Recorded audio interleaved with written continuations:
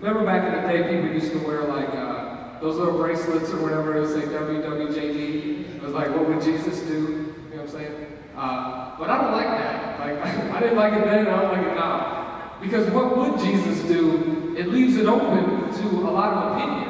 You know what I'm saying? Then it comes back and it's based on me. So if I'm, if there's things in my life, there's something that's amiss, I can say, well, Jesus would not mind if I was gambling on the weekends or going to the big hall, spending all my money. Because remember, we can conceive of all these things that Jesus would do. And so it's too open to opinion to just say, what would Jesus do? For me, it's more so a matter of what did Jesus do? I'm so sick of opinions and idle chat. Bible close here? Can I get that? Sorry, I was supposed to bring it up here. I'm so sick of opinions and just idle chatter by people who've never met Christ, who've never known him, and have all these opinions of what would he do in certain situations. We see churches with gay pastors, and the idea is, well, Jesus would love, he wouldn't mind, it'd be all good, because now in today's culture, he would, no. Like, there is a very particular instruction manual, and a man who did live, did say certain things, and did call out certain sins in people's life. I'm going to open my Bible to John 8, 3 through 11. Anyone who doesn't have a Bible, on that welcome desk out there, we give away New Testament Bibles in a New Living Translation, which is a very easy to read translation of the Bible. And so anyone who needs one of those may go back there. I don't know the pages on that Bible because I forgot to bring one up here, but we're going to John 8, 3 through 11. All right, so I'm going to start at verse 3. It says, the teachers of the law and the Pharisees brought in a woman caught in adultery.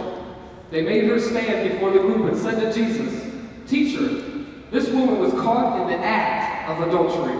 In the law, Moses commanded us to stone such women. Now what do you say? They were using this question as a trap in order to have a basis for accusing him.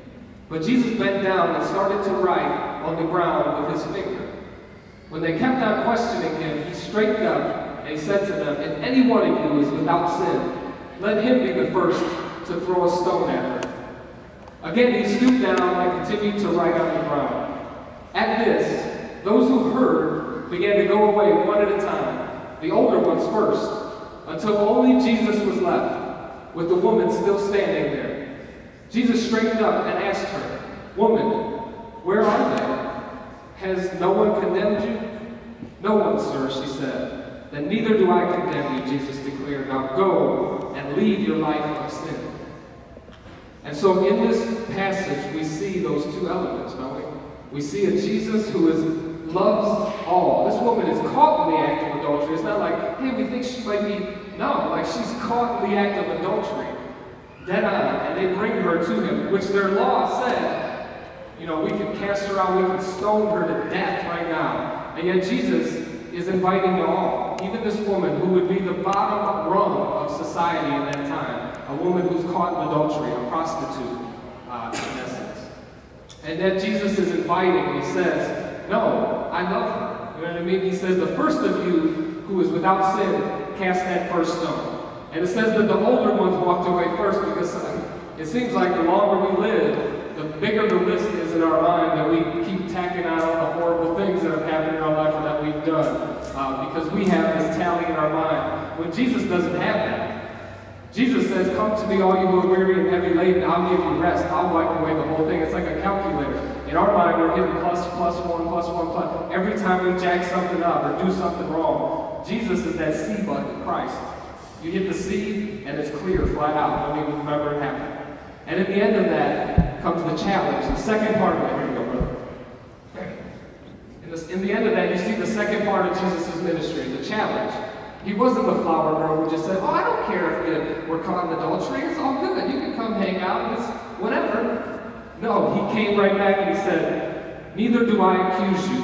I'm not going to put you down for the things that you've done in your life, but now that you've met me and now that you see what it's all about, go and leave that life of sin. So he challenges her in the area of sin in her life. Anytime that we go on a mission trip somewhere to another place in the country or whatever we do, there's always three questions that people ask, no matter where it's at. They will ask, who are you, first of all? here, and what are you going to do while you're here?